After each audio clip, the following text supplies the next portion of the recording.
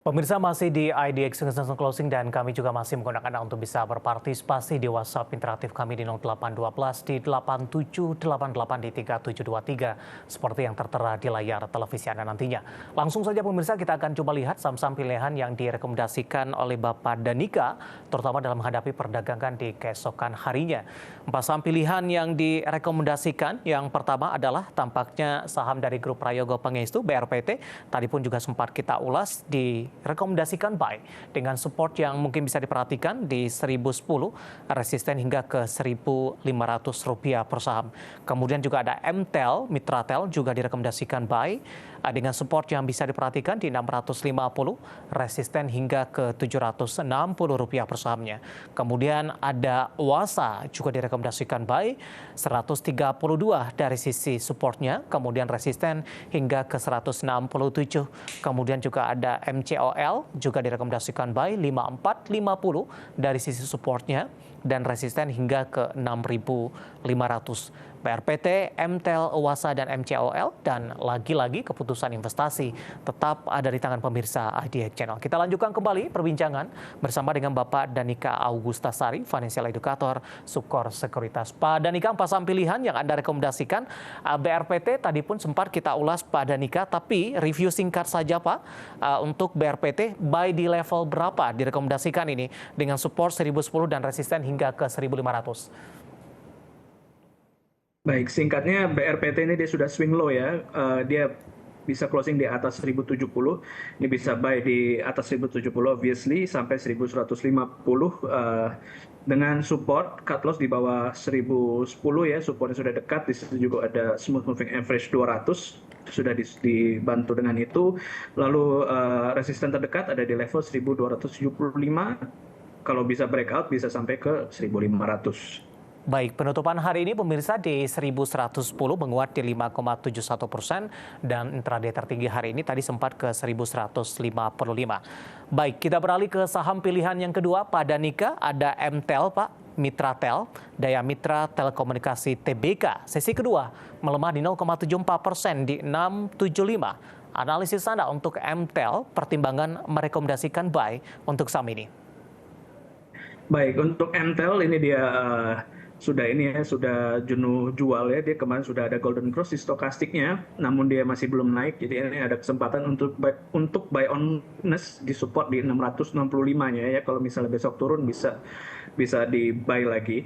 Lalu untuk cut loss bisa di bawah 650 dengan target ada di level 760. Baik, Mitratel pergerakan sahamnya tidak kemana-mana, Pak Danika, terutama kalau kita bandingkan dengan harga IPO-nya, range-nya juga tidak terlalu lebar begitu. Apakah Anda melihat pergerakan teknikalnya ini sudah mencerminkan dari sisi fundamentalnya tidak, Pak? Untuk fundamental ini dia masih ini ya, masih tapi masih lagging juga, dia masih secara teknikal dia masih di bawah. Jadi ini dia mungkin masih bisa itu ya menyusul secara fundamentalnya.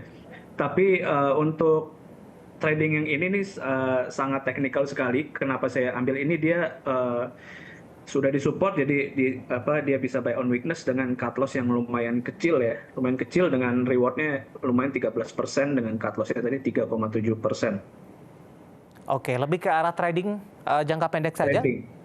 Iya, betul, Pak. Baik, buy untuk MTEL 650 hingga 760, lebih ke arah trading jangka pendek saja. Kita beralih ke saham pilihan yang ketiga, ada Wasa pemirsa. Tadi juga direkomendasikan buy, Maharaksa Biru Energi Tbk 140, menguat di 1,45%. Ini harga saham di bawah Rp200. Apakah ini juga hanya untuk trading jangka pendek saja untuk Wasa dan analisisnya seperti apa? Betul, ini dia sudah hanya untuk trading saja. Dia udah di weakness banget ya. Kemarin dia sudah mantul nih di 132 dan hari ini dia udah ada swing low. Dia break candle sebelumnya, tapi dia belum tembus ini sebenarnya belum tembus tail candle kemarin. Tapi kalau besok bisa mulai bisa dibuka di atas 140 dan stay di atas 140. Ini bisa digunakan untuk BUS 32 ya, ini supportnya. Dengan target pertama ada di level 155, ini target apa namanya resisten berikutnya. Lalu untuk jangka menengahnya lagi ke depannya lagi di level 167 seperti itu, Pak. Baik, dari OASA kita beralih ke saham pilihan yang terakhir, ada MCOL, Pak. Analisisnya MCOL dan juga direkomendasikan buy Prima Andalan Mandiri Tbk. Ditutup flat tampaknya hari ini di 5.800, tadi sempat tertekan ke 5.675. Dalam sebulan terakhir kenaikannya juga cukup signifikan untuk MCOL. Analisisnya, Pak Danika, untuk MCOL. Baik, untuk MCOL dia sudah ada Golden Cross SMA 21 dan 50-nya untuk crossing di SMA 200-nya, dan dia sudah stay di atas SMA 200. Dan ini kita bisa lihat ada pattern ini ya, ascending triangle sebenarnya, dan dia sudah breakout kemarin, namun sekarang dia kemarin itu retest di level 5.700 yaitu supportnya ya. Jadi itu bisa digunakan untuk opportunity buy, dan sekarang dia sudah stay di atas supportnya tersebut dengan target yang pertama tadi dengan target di level 6.325 itu yang pertama, lalu berikutnya di level 6.500, dan ini strategi juga untuk dia menutup gap pada Mei 2023 kemarin. Dia sudah ada gap yang lumayan panjang ya. Dari sisi pola MCOL seperti apa Pak Danika? Karena di perdagangan Desember 2022, Januari 2023 ini masih bergerak di level 7 ribuan. Tertekan cukup dalam ke 4 ribuan. Dalam beberapa bulan terakhir ini mencoba untuk bangkit kembali untuk MCOL.